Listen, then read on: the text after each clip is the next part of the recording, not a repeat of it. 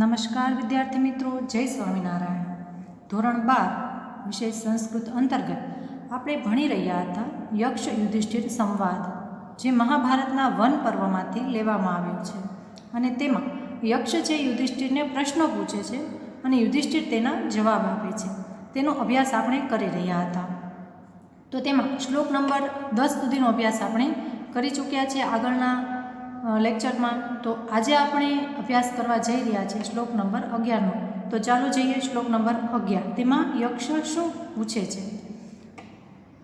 તો યક્ષ કહે છે કે વ્યાખ્યાત પુરુષો રાજન યચ્ચ સર્વધની નરઃ તસ્માત ત્વમ એક ભાતૃણ યમ ઈચ્છસી સ જીવતું. હવે યક્ષ છે યુધિષ્ઠિરને પ્રશ્નો પૂછે છે, યુધિષ્ઠિર એના જવાબ આપે છે. ત્યારબાદ યક્ષ યુધિષ્ઠિરને કહે છે. તો શું કહે છે? યક્ષ યુધિષ્ઠિરને કહે છે કે બધા જ પ્રાણીઓ જેનું ધન છે. યુધિષ્ઠિર આપણે સાથે સાથે એના શબ્દાર્થ જોતા જઈએ અને એનું ભાષાંતર પણ જોઈએ તો આપણને વધારે ખ્યાલ આવશે. તો સૌથી પહેલાં યક્ષ શું કહે છે? તો આપણે શબ્દાર્થ જોઈએ એના કે વ્યાખ્યાત. તો આપણો પદ્ય છે આ 5મું, એનો શ્લોક નંબર 11. વ્યાખ્યાત. વ્યાખ્યાત એટલે કે સમજાવવામાં આવેલું છે.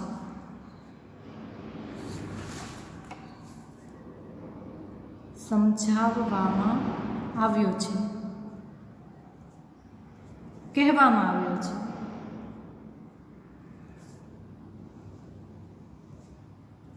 કોઈ પણ એક અર્થ લખી શકાય વ્યાખ્યાતાનો. પુરુષ એટલે કે પુરુષ. હવે આ વ્યાખ્યાતા છે એનો આપણને વિરુદ્ધાર્થી શબ્દ પૂછાય તો એ ધ્યાન રાખવાનું. વિરુદ્ધાર્થી શબ્દ, આવા શબ્દો પૂછાય છે. વિરુદ્ધાર્થી અને સમાનાર્થી એવા પ્રશ્નો પૂછાઈ શકે છે. તો એનો વિરુદ્ધાર્થી થાય અવ્યાખ્યાત. પુરુષો એટલે કે પુરુષ. રાજન. રાજન તો અહીંયા શબ્દ રાજા. યત ચ એ શબ્દ સાથે યત અને ચ. ચ એટલે યન, યત એટલે જેની. સર્વધની. સર્વધની. તો સર્વધની એટલે કે સર્વ પ્રાણીઓ જેનું ધન છે તે. સર્વધન જેનું છે તેઓ. સર્વધન જેનું છે એવું. સર્વ પ્રાણીઓ જેનું ધન છે અથવા સર્વધન જેનું છે, અથવા એને પુષ્કળ ધનવાન એવું પણ કહેવાય. પુષ્કળ ધનવાન, સર્વધની. નરહ તો માણસ. પુષ્કળ ધન જેનું છે એવો માણસ. નરહ. તસ્માત તેથી. ત્વમ એક. તો આમાંથી શબ્દો સાથે છે ત્વમ અને એક શબ્દ કે એમાંથી કોઈ પણ એક. ભાતૃણામ. ભાતૃણામ તો એનો જે ભાઈ છે, આપણે શબ્દ લખીએ ભાતૃણામ. ભાતૃણામ એટલે ભાઈઓમાંથી.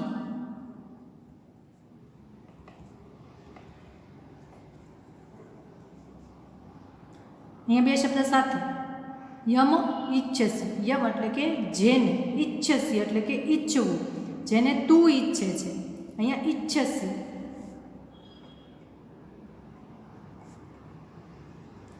ઈચ્છસી એટલે કે તું ઈચ્છે છે. તું ઈચ્છે છે તેને.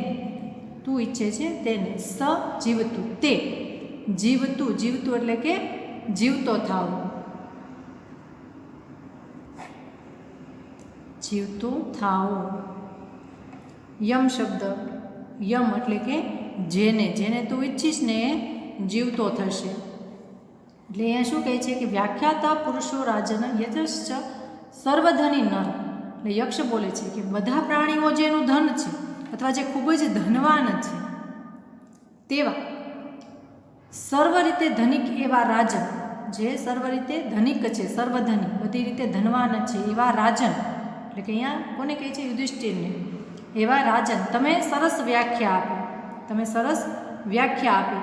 વ્યાખ્યા આપી એટલે અહીંયા સમજાવવું. આપણે કીધું કોઈ પણ વસ્તુને સમજાવી એની વ્યાખ્યા આપી કે તમે સરસ વ્યાખ્યા આપી અથવા કે તમે સરસ રીતે સમજાવ્યું. તેથી તસ્માત તેથી તમારા ભાઈઓમાંથી ભાતૃણા તમારા ભાઈઓમાંથી તમે જેને ઈચ્છો તે એક ભાઈ જીવતો થાય. અહીંયા યક્ષ છે એ પ્રશ્નો પૂછે છે અને શું કહે છે કે તમે બધા પ્રશ્નોના સરસ જવાબ આપ્યા, સરસ વ્યાખ્યા આપી, સરસ રીતે સમજાયું. હવે તમે ઈચ્છો એ તમારો એક ભાઈ જીવિત થાવ એવું અહીંયા યક્ષ યુધિષ્ઠિરને કહે છે. શું કહે છે આપણે એનું ભાષાંતર જોઈએ તો યક્ષ બોલ્યો, યક્ષ બોલે છે કે બધા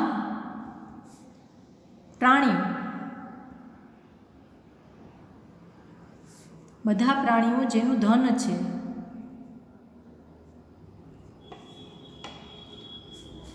તેવા સર્વ રીતે ધનિક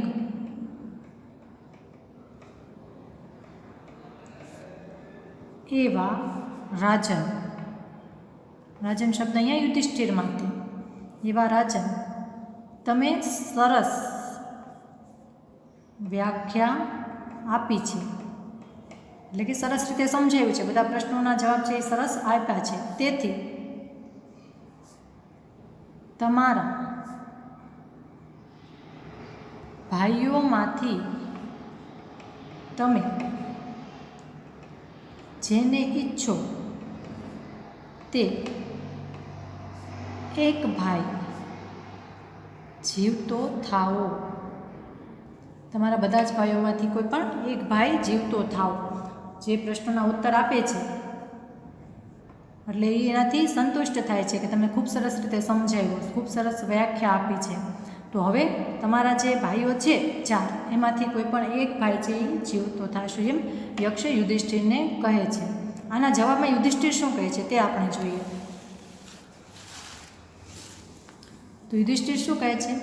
આનુસંશયમ પરો ધર્મ પરમાર્થા ચ મે મતમ આનુસંશયમ ચ કીર્ષામિ ચીકીર્ષામિ નકુલો યક્ષ જીવતું. હવે અહીંયા યુધિષ્ઠિર શું કહે છે કે આનુસંશયમ, તો આપણે શબ્દનો અર્થ જોઈએ. આનુસંશયમ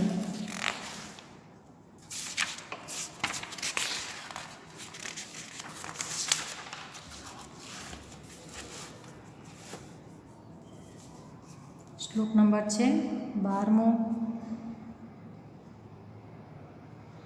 આનુસંશયમ એટલે કે અનુકંપા અથવા દયા, કરુણા, કોઈ પણ શબ્દ લઈ શકાય. દયા.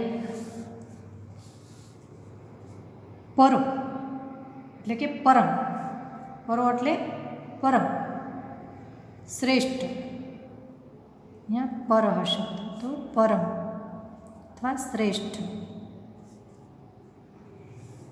ધર્મ તો ધર્મ. પરમાર્થ ચ, અહીંયા બે શબ્દ સાથે છે, ચ એટલે અને અહીંયા પરમાર્થા શબ્દ લેવાનો. પરમાર્થા એટલે કે ઉત્તમ વસ્તુ,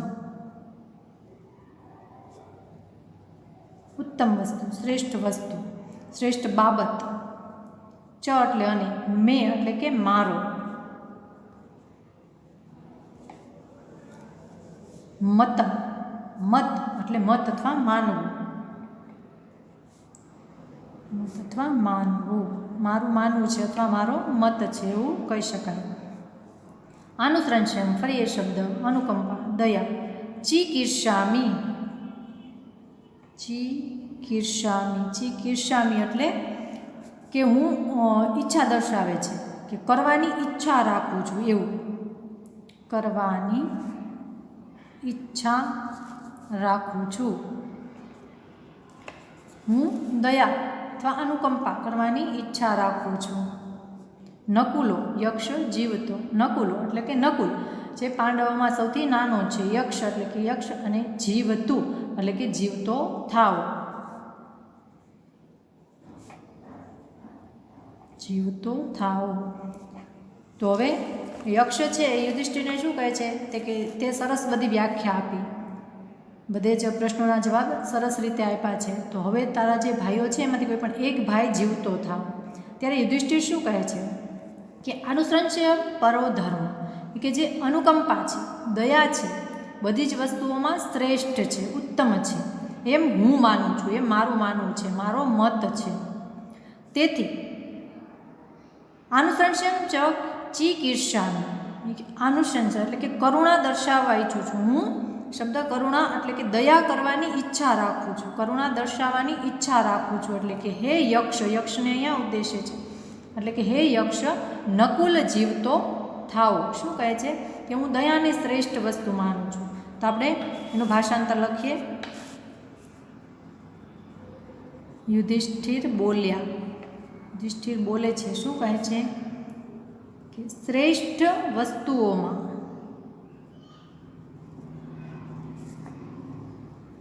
દયા જ ઉત્તમ, ને અનુકંપા શબ્દ પણ લખાય. અહીંયા મેં દયા શબ્દ લખ્યો છે. દયા જ ઉત્તમ ધર્મ છે એમ હું માનું છું. હું માનું છું અથવા મારો મત છે એમ પણ લખી શકાય.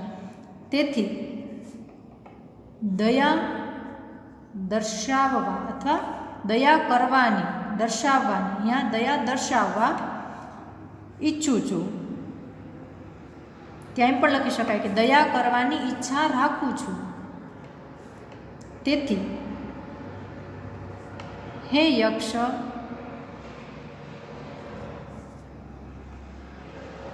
નકુલ જીવતો થાઓ, કે નકુલ જીવતો થાવ, તું નકુલને જીવતો કર. કે હું દયાને જ શ્રેષ્ઠ ધર્મ માનું છું. જો અહીંયા યુધિષ્ઠિર કોને ઉત્તમ, બધી જ વસ્તુઓમાં શ્રેષ્ઠ ઉત્તમ ધર્મ કયો છે? દયા છે એવું કહે છે. તો દયાનો જે ગુણ છે એ ખૂબ જ મહત્ત્વનો છે કે આપણામાં દયા હોવી જોઈએ, દરેક વ્યક્તિમાં કરુણા દર્શાવવી જોઈએ.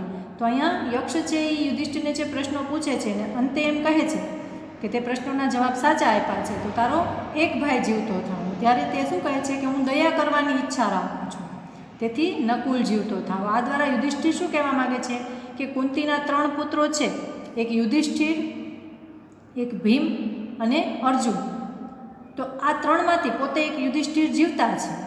તો માદ્રીના 2 પુત્રો છે, માદ્રીના કે નકુલ અને સહદેવ. તો બંનેમાંથી એક જીવતો થાય નકુલ, તો ન્યાયનું પલ્લું સરખું રહે કે બંને માના એક દીકરા છે, જે કુંતીનો યુધિષ્ઠિર અને માદ્રીનો છે નકુલ. આ કારણે યુધિષ્ઠિર નકુલ જીવતો થાવો એવું માગે છે અને કરુણા દર્શાવવા ઈચ્છે છે, દયા રાખવા ઈચ્છે છે. તો એ રીતે નકુલ છે એ નકુલને જીવતો કરવા યુધિષ્ઠિર કહે છે. તો દયા છે એ ઉત્તમ ધર્મ છે.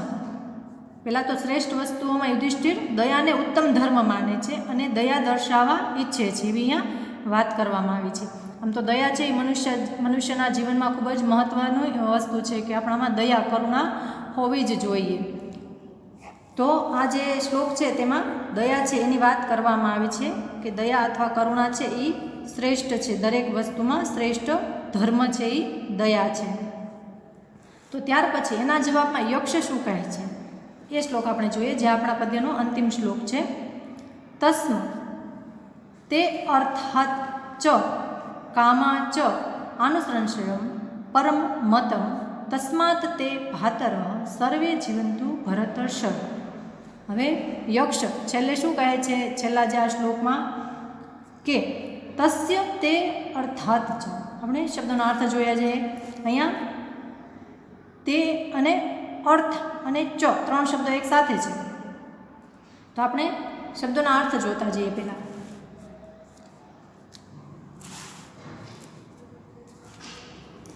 અર્થાત પરમ,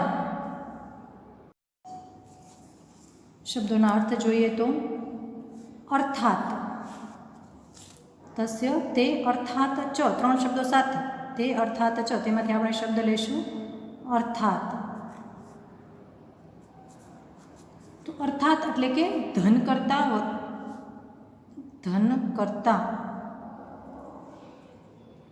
કામાત એટલે કામના કરતા, ઈચ્છા કરતા, કોઈ પણ શબ્દ લખી શકાય. આનું સંશ્રયમ એટલે કે દયા, પરમ મતમ એટલે કે એને શ્રેષ્ઠ માન્યો છે. મતમ એટલે માન્યો છે, આપણે આગળના શ્લોકમાં અર્થ જોયું. આપણે એને શ્રેષ્ઠ માન્યો છે. ધન કરતા અને અર્થ કરતા જે દયા છે એને શ્રેષ્ઠ ધર્મ માન્યો છે. તસ્માત તેથી તે ભાતર, તે એટલે કે તારો, તે એટલે કે તારો તસ્માત એટલે તેથી તે એટલે કે તારો ભ્રાતર એટલે કે ભાઈઓ. આગળના શ્લોકમાં આપણે શબ્દનો અર્થ જોયો સર્વે એટલે કે બધા જીવંતુ એટલે કે જીવતા થાઓ. ભરતર્ષભ શબ્દ છે ભરતર્ષભ એટલે કે એ યુધિષ્ઠિરને કહેવામાં આવ્યું છે ભરતકુળમાં જન્મેલા એવા ઉત્તમ. ભરતકુળમાં જન્મેલા જે યુધિષ્ઠિરમાંથી જે ભરતકુળમાં જન્મેલા છે એવા એના માટે ભરત શ્રેષ્ઠ, અહીંયા ભરત શ્રેષ્ઠ એવો શબ્દ પણ લખી શકાય. ભરતકુળમાં જન્મેલા એવા ઉત્તમ. તો અહીંયા યક્ષ શું કહે છે? જ્યારે યક્ષ એને કહે છે કે તે સારા જવાબો આપ્યા તો હવે તારો એક ભાઈ જીવતો થાવ, તો તું ઈચ્છે એને જીવતો કરું. ત્યારે એના જવાબમાં યુધિષ્ઠિર શું કહે છે કે હું દયાને શ્રેષ્ઠ ધર્મ માનું છું, તો હું દયા કરવા ઈચ્છું છું, દયા દર્શાવવા ઈચ્છું છું, તો નકુલ જીવતો થાઓ એવું કહે છે. ત્યારે એના જવાબમાં યક્ષ તેને શું કહે છે કે તું જે હે યુધિષ્ઠિર તું અર્થ અને કામ કરતાં દયાને શ્રેષ્ઠ ધર્મ માને છે. અર્થ અને કામ કરતાં દયાને શ્રેષ્ઠ માને છે, શ્રેષ્ઠ ધર્મ માને છે. માટે હે ભરત શ્રેષ્ઠ શબ્દ અહીંયા ભરતર્ષભ એટલે કે હે ભરત શ્રેષ્ઠ તારા બધા જ ભાઈઓ જીવતા થાવ. તો એનું આપણે ભાષાંતર લખીએ તો યક્ષ બોલે છે, યક્ષ બોલ્યો શું કહે છે કે હે યુધિષ્ઠિર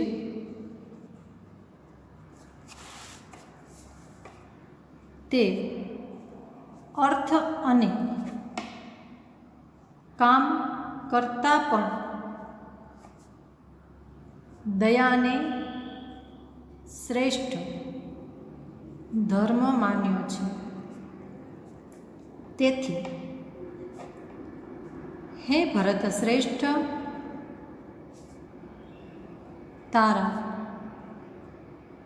બધા ભાઈઓ જીવતા થાઓ. ખુશ થઈ જાય છે યક્ષ યુધિષ્ઠિરના બધા જ પ્રશ્નોના જવાબ સાંભળીને, અને છેલ્લે જે જવાબ આપે છે કે દયાને શ્રેષ્ઠ ધર્મ માનું છું, એનાથી યક્ષ ખૂબ જ પ્રસન્ન થાય છે અને એને કહે છે કે હે ભરત શ્રેષ્ઠ હે યુધિષ્ઠિર તારા બધા જ ભાઈઓ છે એ જીવતા થાઓ. તો અહીંયા આપણે જે યક્ષ યુધિષ્ઠિર સંવાદ છે એના 13 જે શ્લોકો છે તેનો અભ્યાસ પૂર્ણ થાય છે. હવે પછીના લેક્ચરમાં આપણે નવું જે ચેપ્ટર છે એ શરૂ કરશું. ત્યાં સુધી અસ્તુ.